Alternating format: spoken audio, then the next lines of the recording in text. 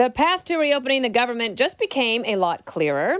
Could division amongst the Democrats be the guiding force? Joining me now is Republican strategist and co-founder of South and Hill Strategies. It's Colin Reed. He's been here before, and so has national reporter and columnist for the Washington Examiner and the Washington Post, Salena Zito. She probably writes for 20 other things, and I haven't even mentioned them, but those are the two big ones that come to mind.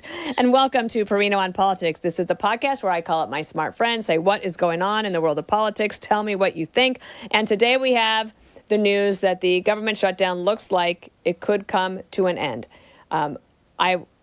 We were just talking in the break before we started here how it's a failing of mine. I do like to be right. And on the first day of this shutdown, I said, we know how this is going to end. Yeah. And 40 days later, it is ending the way we expected, which is that the Democrats, if you don't have the votes, you're going to lose. And eventually they lost and they had to cave.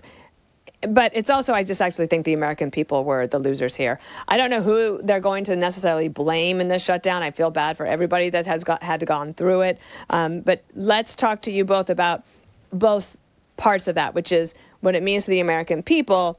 And then on the second round, let's talk about the politics. So in terms of the people and the way that they felt it, Salena, could we start with you?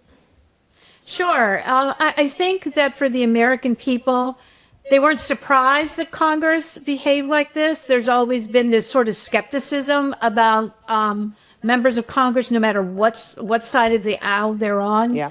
And people were the least impacted until it came down to what was happening with air travel. Mm-hmm. And air travel means commerce. It also means going to see your families, right? And all of a sudden, you just saw this bottleneck and frustration. And, a lot of people will say it was because of SNAP. I would strongly disagree with that. I would say it really became because of air travel and the sort of chaos that was around that. Right. And people, even though we're 3 weeks away from Thanksgiving, people started getting the anxiety. But there might be some really long-lasting effects on air travel from this shutdown. So one of the things I thought was so interesting, and I had them pull it up for America's Newsroom today, is that, yes, you had cancellations and delays, right? But Sean Duffy, the Secretary of Transportation, said before the shutdown, they were having about 4 retirements per week on air traffic controllers. In the last 3 weeks, it's been 15 to 20 retirements per week. And we don't have that many air traffic controllers to spare, and they can't train the others up fast enough because it takes time, because you have to have experience in that case. President Trump also just said that he is thinking about proposing docking the pay of anyone who didn't show up for work as an air traffic controller during this time, like called in sick, for example, and then giving a $10,000 bonus to those who did come in. I don't even know if he can possibly do that. It feels to me that the members of Congress are the ones who shouldn't have been paid over the past couple of weeks. But Colin, maybe speak to that as well, which is the long-term effects of this. It might not be cancellations and delays, but it might have a cascading effect. Yeah, opening and closing the government, the federal government, is not like turning on a light and turning it off. There are long-term implications that last long beyond it. And more to that point, if you were someone considering to becoming or working in the air traffic control space, that's a good point, to address the shortage that already exists, why would you, after watching the fiasco of the last few weeks of asking people to come in, work for free with no sort of idea that you're going to get paid again, you might think twice about that career choice, and that's a long-term implication as well. Look, the whole time it was like watching a movie that you already know the ending to. It's like on a weekend watching something that comes on TBS. You know how the movie's going to end because you've seen it before. The party that shuts down the government ultimately feels the pain and has to reopen it. The question for this, and we can get to this in the next segment, is why did they let it take so long? We always knew that when voters started feeling pain, then politicians would start paying a political price. And that's what happened this weekend. I agree with Salena. It was the air travel. And you all were covering it in America's Newsroom, telling people to buy 2 plane tickets. I mean, that's outrageous. Airline travel is already expensive as is, and the idea that you're going to have to buy 2 tickets for have any hope of getting where you want to get, that's when this thing started coming into sight. So we knew how it was going to end. It did end. There was a lot of messiness along the way. There was a lot of political losers along the way. But ultimately, the American public wants the government to be open. at the very least. And then let's just talk. In the second segment, I want to talk about the problems with the Democratic Party writ large. For this, on the shutdown politics, could we talk about how the Democrats are now at each other's throats, Salena?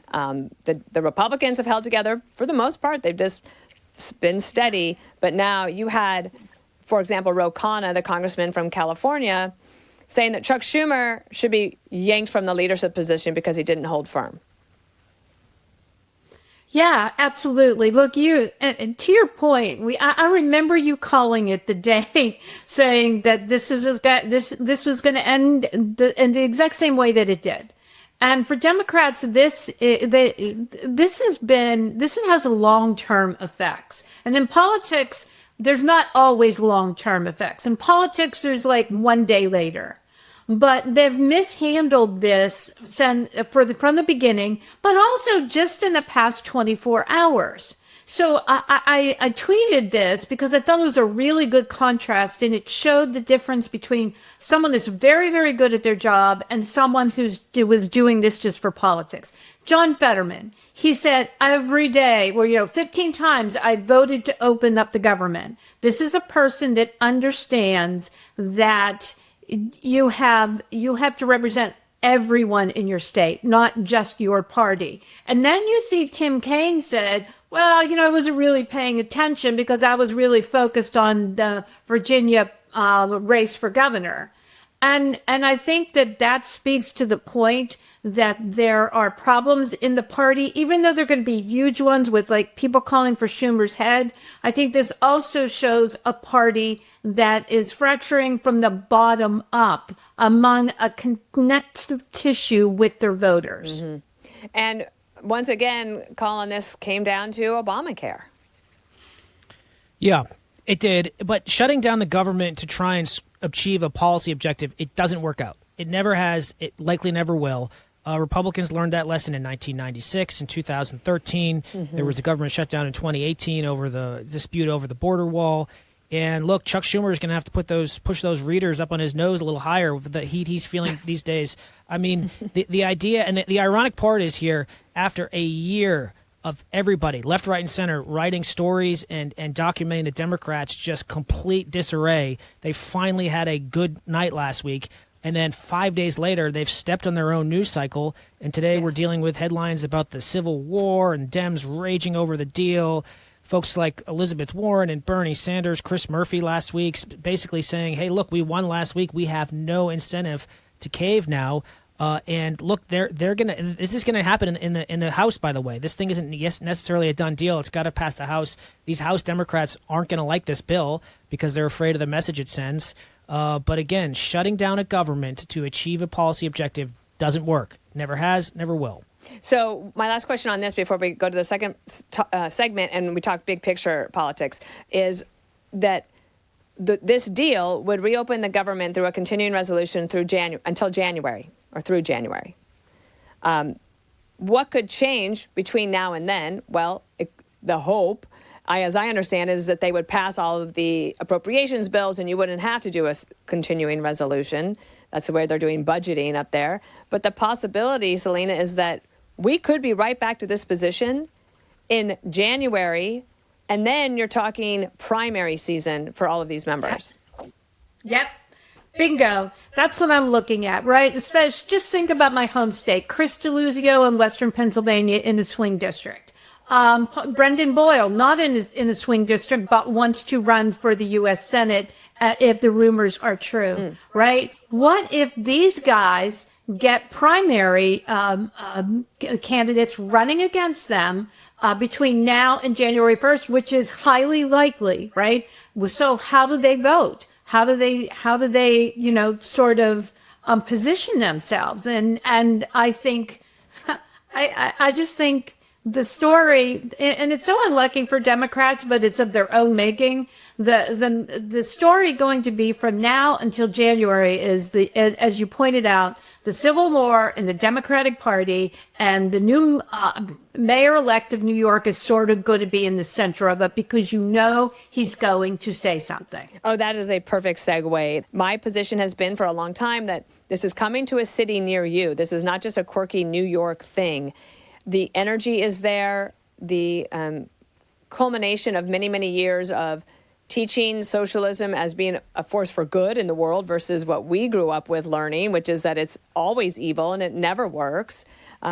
They believe it. If you look at some of those polls after the election last week, young people are feeling like socialism is better, but also that capitalism isn't working for them. And there might be a case to be made for that in terms of capitalism with all these restraints on it makes young people feel like they are running life's marathon with 20-pound weights on their ankles. So yeah, let's talk about that, because you said that they had a great week last week, Democrats, and they did. But now they've stepped on it. So how do you see the Civil War playing out between now and 2026 midterms? Well, and the interesting part, to go back to the shutdown for a second, is the 8 so-called moderate Democrats. We've all lived long enough now that Dick Durbin is considered a moderate. I think that says something more about the Democratic Party based on some of the things he's done over his career. They all have one thing in common. None of them are facing voters next year. Right. So none of the 8 Democrats who voted to reopen the government have to face voters next year, and that's telling. Many are retiring, some are not in cycle, but the point is, they are not the loudest voices in the party anymore. The loudest and most influential voices are the folks like Zoran Mamdani. And I was always, look, he put forward a lot of crazy ideas, but he was putting forward ideas. So that's lesson 1 for anyone going forward, is a bad idea beats no idea. Lesson 2 is you can't win elections when you run horribly flawed candidates, which was Andrew Cuomo to a T. He's someone who was run out of the governor's office in disgrace 4 years earlier, never really had to answer or account for any of the things he did, and then came back just hoping people who would have forgotten by it. He ran a joyless, energy-less campaign. He gave no reason for Republicans or independents or anyone who wasn't a socialist to vote for him, and he got his clock cleaned. And now, to your point, Dana, though, this is a problem in these other cities. A Zoran Mamdani candidate almost won in Minneapolis. The mayoral election in Seattle is still too close to call. And if these blue cities start toppling into these ideas where these places where you've literally got people fleeing because they can't afford it, because life has become so unaffordable and life has become so chaotic, that's not good for anybody. So I don't think Republicans should take any joy in the fact that a socialist is about to run America's epicenter of capitalism. But it is a lesson to be learned, and we need to stop this, because otherwise these cities are just going to become. It's going to be a domino effect, and it's just a bad day for all of us. Is it also happening in some rural places, Salena? Well, interestingly, it's actually happened in Pittsburgh since 2017, right? In my city, it began with a guy running for a magistrate's office who unseated for the Democrat Socialist of America. He won. He defeated a longtime Democrat incumbent. Then Summer Lee, who's now a congresswoman, and Sarah Namarato, also members of the DSA at the time, upended 2 Democrats in a Democratic primary. And, our Democrat mayor, who had aligned himself with a more social justice socialist groups, Ed Gainey, was now just ousted so it didn't work in Pittsburgh, but there's a long-term impact in Pittsburgh. We have a very big homeless problem. We have a petty crime problem, and we have a problem with businesses leaving the city and people leaving the city. So, I mean, if anybody want to look at it and say, will this work? Didn't work in Pittsburgh, but because you have closed primaries, and it's a Democrat majority city, and the furthest left is what shows up in a primary, and Republicans don't feel robust candidates in Pittsburgh, that's what happens. Colin, can you speak to the generational push here? Because it does seem that, again, like the energy is on the farther left. They are young people. The Democrats have so many octogenarians in office. And you saw Nancy Pelosi decide to retire last week at the end of next year. Do you expect more of that? I think the generational divide is going to happen on both parties. It's more pronounced right now on the Democratic side. And generationally, we're only a generation away from the fall of the USSR and the fall of socialism there and communism there. But a lot of these younger voters, they don't remember that. They have never experienced what it's like to have the menace of a communist superpower. And Selena's right; it doesn't work. It doesn't work anywhere. But the flip side of that is that it's not just about talking about how bad socialism is, but talking about why the other alternative does work. And I think there's a lot of people who feel as though hope is out of reach, and the idea that you can just pull yourselves up and succeed on your own, it just feels untenable for people for a number of different reasons, and that contributed last week to the election outcomes, and it's also what's fueling this rise in the Democratic Party as well. And also, the Biden hangover is still real. The Democratic Party is still going through that. Salena has documented it in her book, all the extraordinary events that happened over 2024. And look, the American public is always forward-looking. And if you start relitigating the past, you're setting yourselves up for failure. But at the same time, the events of the last 18 months are so extraordinary, it's going to take a little bit of time until people have shook it off and are willing to look forward. And in the middle of all of this, you have an affordability issue. Now, so Zoran Mamdani takes the word affordability and uses it to great effect. Greg Gutfeld, I think, has a very wise thinking on this. He said that affordability just replaced the word equity for Democrats, that they don't really mean cheaper prices for things, but like the redistribution of wealth in order to make things more equitable, therefore more affordable. But Matthew Continetti, who is now writing at the Wall Street Journal, had his debut piece over the weekend, and he said, Republicans better start talking about affordability and what they mean by it and what they would do, because, as Colin said, a bad idea will beat no ideas every time. Yeah, absolutely. And you do, I think the Republicans, I mean, that was the problem in Pennsylvania. You know, Republicans lost across the board in our off-year elections, which were mostly local races, sheriff, county row offices, school boards. Majorities were swept out. But a lot of that had to do with the message at the top in Pennsylvania was about voting no for retention on votes, right? Which means nothing to no, on judges, which means nothing to no one. Right. And they forgot the message at the bottom to talk about public safety, to talk about things, your streets being safe, be rebuilding roads, and talking about how to make your life better. And they just completely lost the message. I don't know if affordability.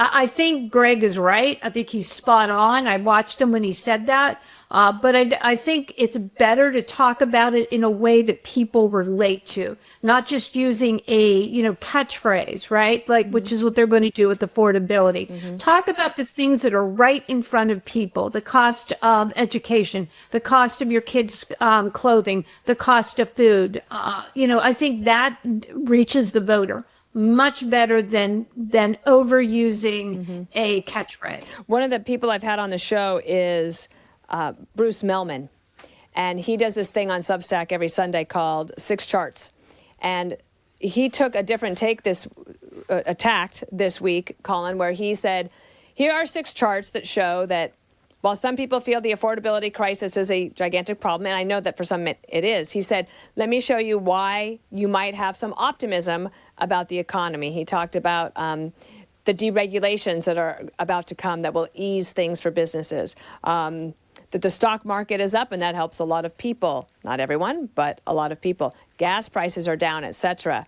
There is a way to look at all of this and say that maybe President Trump can have an impact going forward. But I'm a skeptic on tariffs, always have been, and I think that hangover, Colin, is something that they're dealing with. And the Supreme Court last week sounded like they didn't think President Trump had the authority to do it anyway. So that economic mess is coming. However, looking at it through Bruce Melman's charts, I think, well, you could make the case that the economy is actually in decent shape.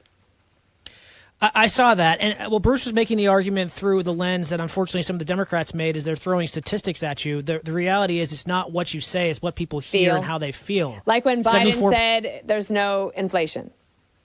Right. So, or inflation was transitory. Right now, inflation's stuck at 3%. I think it's 74% of people describe the economy as fair or poor, despite all the numerical evidence otherwise that Bruce laid out. But things are never really as good or as bad as they seem. It's always somewhere in the middle. But right now, the impact of the One Big Beautiful Bill, which was a huge accomplishment, it averted a huge tax hike that would have come in a month or so had action not taken, and that's a big accomplishment. But you now have to go and sell the other parts of it to make people feel better. I mean, in New Jersey, for instance, the price of electricity became such a talking point down the stretch. The incoming governor talked about freezing electric prices apparently at an all-time high. How that would be done, it doesn't seem feasible. But the broader issue is, why are electricity prices, so expensive? They're expensive because governors like Phil Murphy, the outgoing governor of New Jersey, embraced all the Biden-era green agendas that made, frankly, getting natural gas from right next door in Pennsylvania, second largest producing state of natural gas in the country, which would lower the price of electricity. So it's complicated to explain these things, and it's going to take time to unwind the mistakes of the past. But ultimately, the other thing, the good news for the Republicans, is they've got a year to fine-tune their message. They've got 12 months to figure out how to change some of this economic perception, and they're running against a party that's frankly out of ideas, and now, after one good night, is already back at war with themselves. This is what I was most looking forward to of asking you two, which is in the whirlwind that was election week. We had the Patriot Awards. I had a big weekend with lots of friends here in town, and now I'm thinking, what am I missing? Selena, let's start with you. Well, I think we take a look at Josh Shapiro. Big, nice feature in the New York Times over the weekend about the governor of Pennsylvania. Yep, and I had a piece in the Washington Post last week where I sat down with him, the new state party chairman in the state, and John Fetterman, and we talked about how Pennsylvania is going to go forward for Democrats in 2026. And it was not calling Trump a fascist, not calling him a Nazi, talk about economic populism. And if Shapiro stays on that message, he will be very successful. However, if he, there's this sort of staying on that message and being sort of Obama in 2008, or do you become more divisive? And I saw a hint of that over the weekend, going after J.D. Vance and his faith. And that's not the way to go forward in terms of winning over voters that voted for both Trump and Shapiro. And let me ask you one more question. When do you think that some of these people who want to run in 2028 need to start putting their foot forward? Because I saw that Governor Beshear of Kentucky also put his toe out there a little bit. Toe in the water. I think we'll see that beginning in January. Wow, okay. That's when Kamala Harris did it. Yeah, that's absolutely. By the way, I don't think she's running. I don't either. She's done. Yeah. I will buy everybody in America lunch if I'm wrong. I'll Hopefully buy no one listens to this podcast. I'll buy them a glass of water. All right. Colin, you. Well, Selena wrote in her piece about the Republican challenges in Bucks County coming out of the election in Bucks County, Pennsylvania last week. And I think it was a really important point because it's the type of county that swings back and forth based on the mood of the country. I'm going to take mine up north a little bit into Manchester, New Hampshire, which is the largest city in the first nominating state in the country. And there, in an otherwise dreary night for Republicans, the sitting Republican mayor, a guy named Jay Rouet, won overwhelmingly re-election by 18 points in a state that hasn't elected a Republican to federal offices in a decade. And he did it in a city where Biden won by 58% in 2020. Kamala Harris won by 53% last year. And that's a silver lining for Republicans. It's the biggest state in the city, and it shows that competent adult management of some of these cities and states still wins. And it's a bright spot in an otherwise tough night. All right. And also, let's give Colin some congratulations. Since the last time he was on this podcast, he is now a father to Olive Elizabeth Reed. And she's a healthy, happy young girl. And she's got a sister in Tilly, who is a rescue dog that Colin and Andrea adopted many years ago. And congratulations, Colin. She's a beautiful girl. She was born 2 hours after the government shut down. So she's been alive. For 40 days. She's alive. The government. Yeah, exactly. All right. Thank you both. I love having you on Perino on Politics, and I'll see you next week.